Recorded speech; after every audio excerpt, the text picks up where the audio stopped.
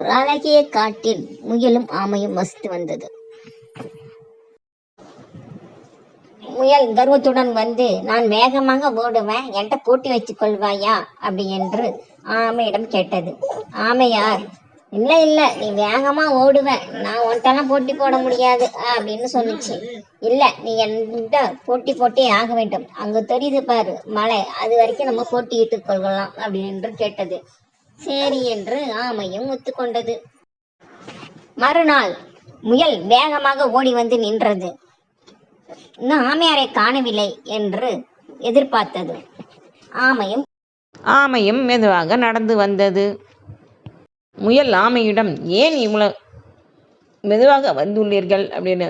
உங்களால் வேகமாக ஓட முடியும், என்னால் முடியாதே, அதனால் வந்தேன் அப்படி என்றது. சரி, போட்டி ஆரம்பிக்கலாமா என்று கேட்டது.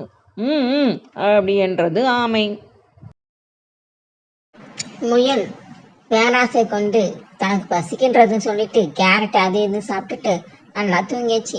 சரி, ஆமா பொறுமையாக தானே வரப்போகுது அப்படின்னு சொல்லிட்டு பார்த்தாக்கா ஆமா மெதுவாக போய் போய் போய் போய் வெற்றுக்கொடிய நாட்ட போகுது. முயல், ஐயோ நம்ம ரொம்ப நேரம் தூங்கிட்டோமே என்று பின்தொடர்ந்து குடுகுடு ஓடி வென்றது. அதற்குள்ளாக ஆமை வெற்றுக்கொடியை தொட்டது. ஆமை வென்றது. இதிலிருந்து என்ன தெரியுது குழந்தைகளே? முயன்றால் வெற்றி பெறலாம். நன்றி, வணக்கம். ப்ளீஸ் சப்ஸ்கிரைப் சுட்டி முகில் கண்ணா.